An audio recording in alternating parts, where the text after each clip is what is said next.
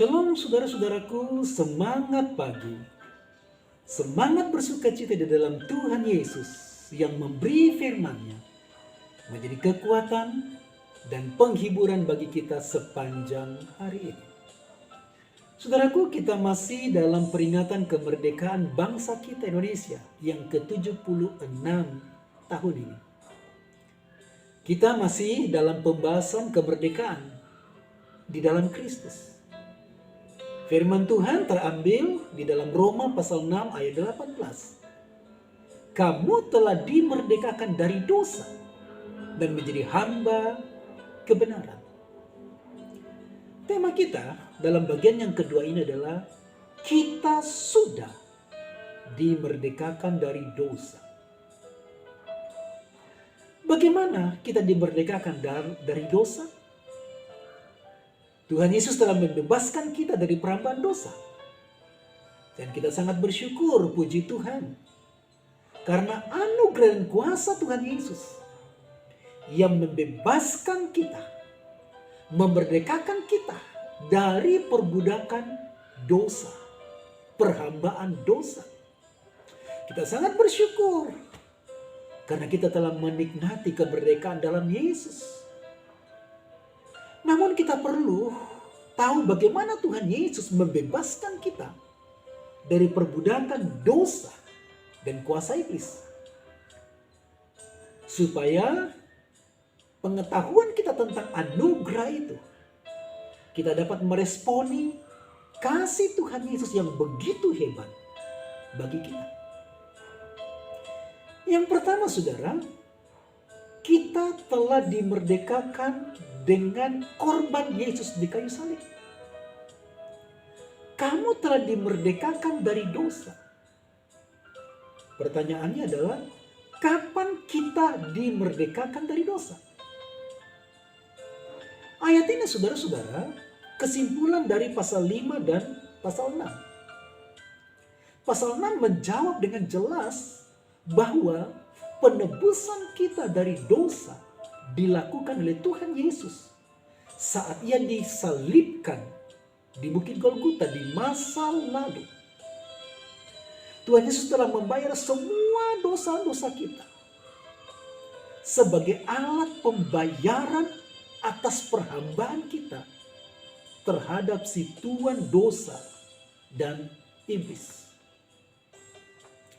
Kematian Tuhan Yesus adalah pembayaran untuk membeli kita dari tuan lama kita, yaitu dosa dan iblis. Sudah dibayarkan tuntas dan lunas. Itu sebabnya Alkitab berkata, kamu telah sudah lunas dan tuntas. Dalam 1 Korintus 6 ayat 19b dan 20 dikatakan, dan bahwa kamu bukan milik kamu sendiri, sebab kamu telah dibeli dan harganya telah lunas dibayar. Karena itu muliakanlah Allah dengan tubuhmu. Saat Yesus disalibkan, sekali untuk selama-lamanya semua dosa kita sudah dibayarkan. Sehingga kita sekarang bebas keluar dari kuasa dosa dan iblis. Itulah sebabnya saudaraku, mengapa dosa dan iblis tidak memiliki daya dan hak kepemilikan atas diri kita. Karena surat dosa, atau saya menyebutnya, akte perhambaan kita telah disobek dan digantikan. Kita menjadi milik Tuhan Allah yang hidup. Bagian yang kedua saudara, kita telah dimerdekakan sekali untuk selama-lamanya. Kata telah dimerdekakan dalam bahasa Yunaninya adalah eleuterotentes. Eleuterotentes. Dari kata eleutero yang memiliki pengertian tiga. Yang pertama, bukan hanya membebaskan kita, tetapi membebaskan dari suatu kewajiban. Kita begitu terikat dan terpenjara oleh majikan lama kita, dosa dan iblis. Kita wajib mentaatinya di masa lalu. Dengan penebusan Tuhan Yesus Kristus di kayu salib, sekarang kita dimerdekakan dan kita bebas dari kewajiban tersebut karena sudah lunas dibayar. Pengertian yang kedua adalah kebebasan atau kemerdekaan kita telah ditetapkan. Maksudnya bahwa pembebasan dari dosa bukan karena hasil usaha kita, tetapi melalui deklarasi Tuhan Yesus di kayu salib. Tuhan Yesus telah menetapkannya. Ini berarti bukan hasil perjuangan kita masa lalu, bahkan bukan juga perjuangan kita di masa akan datang. Kebebasan dari dosa bukan karena kesetiaan kita menyembah, kesetiaan kita beribadah di masa lalu yang kita lakukan. Bukan. Bahkan juga bukan di masa akan datang. Dan bukan juga kemerdekaan ini terjadi berkali-kali. Tetapi sekali untuk selama-lamanya ditulis dalam stem auris. Sudah selesai di masa lalu sekali untuk selama-lamanya. Yang ketiga, pengertian dari sudah dimerdekakan adalah kebebasan kita dari dosa. Berarti kita dibuat jauh dari dosa. Sehingga kita tidak memiliki hubungan lagi dengan si tuan lama kita, dosa dan iblis. Kita telah dipisahkan.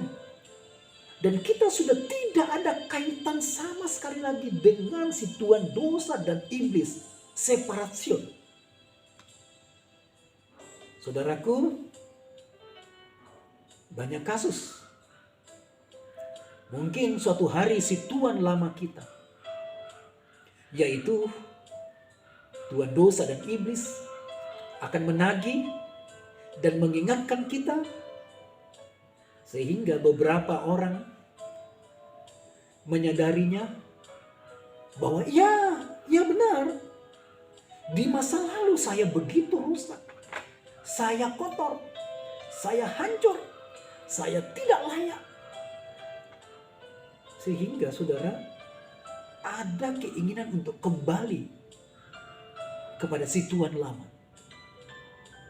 Maka ketika si tuan lama kita mengingatkan akan semua dosa-dosa kita, kebusukan dan kebodohan yang kita lakukan di masa lalu.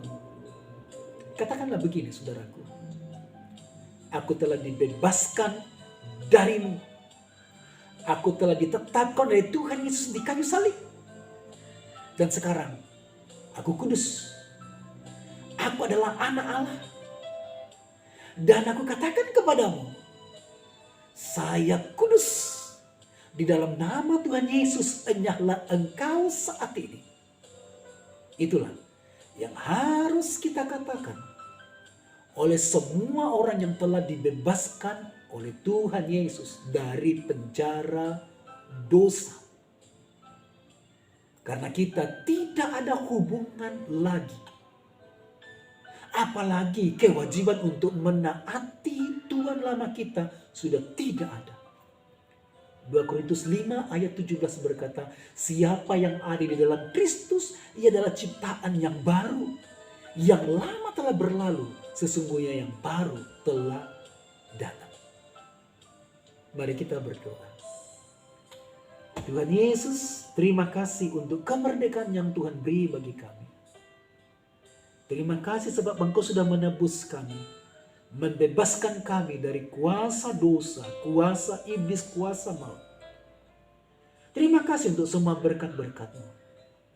Kalau dari kematian, kuasa dosa dan iblis kami dibebaskan, kami percaya Tuhan membebaskan kami, memberkati kami hari ini, bahkan di masa pandemi ini.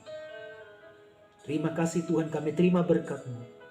Dalam nama Juru Selamat kami Tuhan Yesus. Haleluya. Amin. Saudaraku, selamat merdeka. Selamat menikmati semua berkat-berkat kemerdekaan dalam Kristus Yesus Tuhan kita. Tuhan Yesus memberkati.